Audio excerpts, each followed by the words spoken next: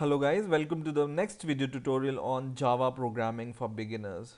And in this video we will see how to get user input using Java.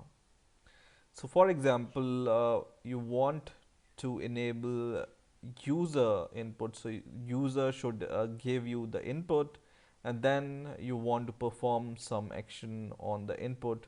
How you can do it, I will show you in this video.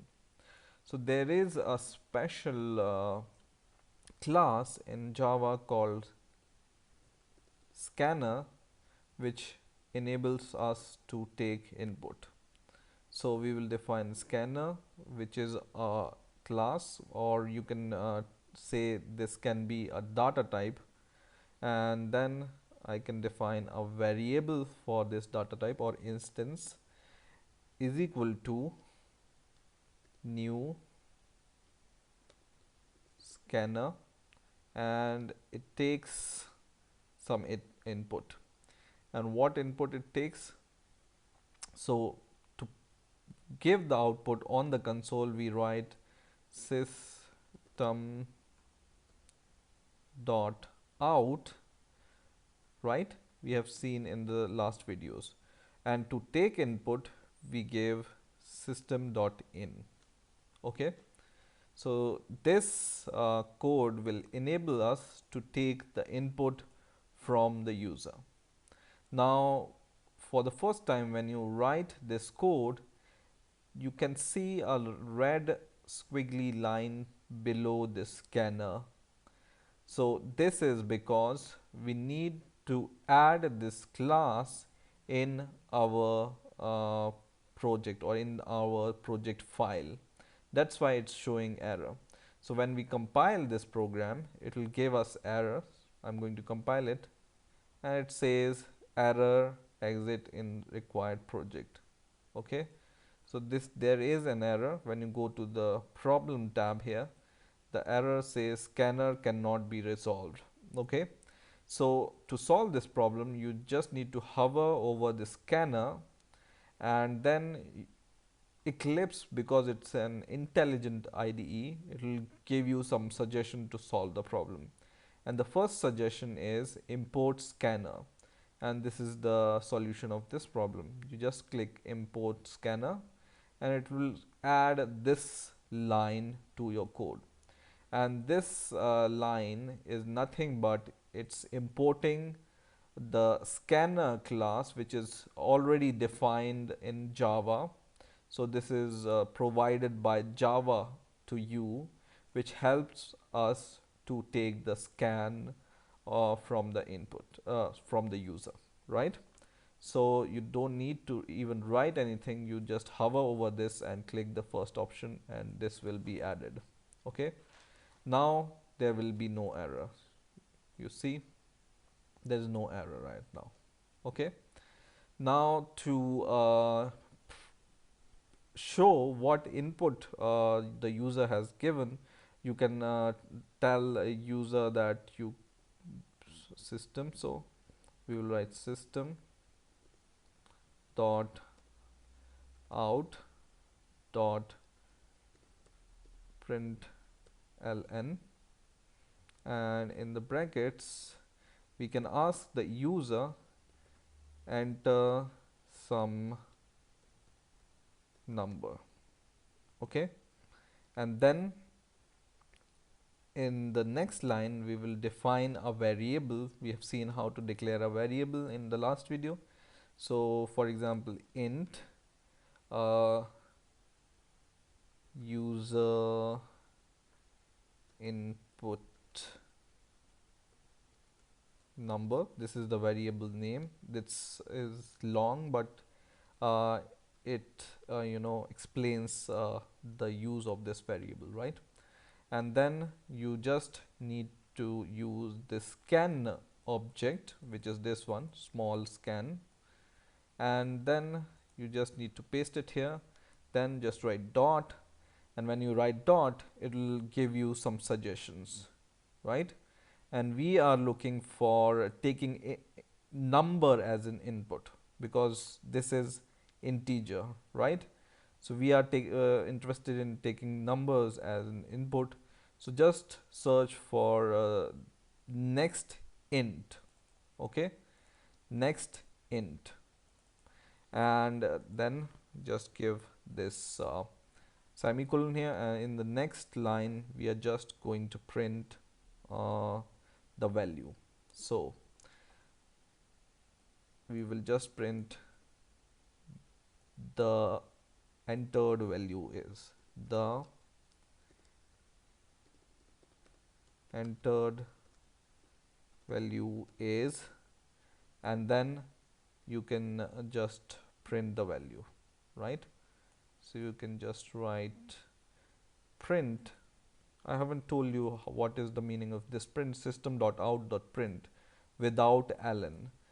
Then this will just print your output without breaking the line. Okay, so just copy this variable from here and paste it here, and now I'm going to run this program, and now you can see the output here is enter some number. So we will enter some number, for example 1000. So we have given this user input, so it's asking the program is asking the user to enter some number. So we have entered this number 1000 and press enter, and it says the entered value is 1000, which is printed by these two lines. Okay, in the same way you can rerun this program, and once again you can give some number, for example some random number, and press enter, and it says the entered value is this. Okay, so in the same way, this is just for the number. So next int, it says you want or you are expecting an integer. Now suppose you want to scan, or you want that the user must enter some double value or some text value. How you can do this? So you can do this. I will just copy the same lines from here, but instead of using this scan, I'm just defining another scanner, which is scan1, and in here I will say enter some decimal value. Okay, and then I will just change it to double, and in here whenever you are expecting double value, user input double, then you need to change this function. So you need now expecting double value, so scan dot next double. Okay, so whatever you are expecting from here, you need to ensure that next, after next, this name comes here, right? So right now you are expecting the double value. Okay, so what we are doing in this code, first we will ask for a number, then we will ask for the double value, and this scan should be changed to scan1, right? We will compile the program, and first it says give the number. I will give number 4222, and it says the entered value is 422, and then it says enter some decimal value. So I will enter some decimal value 145.1523 for example, and press enter, and it says entered value is the same, right? So in this way you can take double as an input. Okay, now for example you want to take some text input. Okay, so to take a text input, what you need to do is you need to define here string, and a string is a data type which takes a string. String means the array of characters, right? and in here you just need to change it to scan dot next line. So we are expecting a line from the user this time, and please enter some string, and the entered string is okay. So string means some kind of text we are expecting from the user. Okay, and this also we can change it to string, and the variable name here also we will change as string.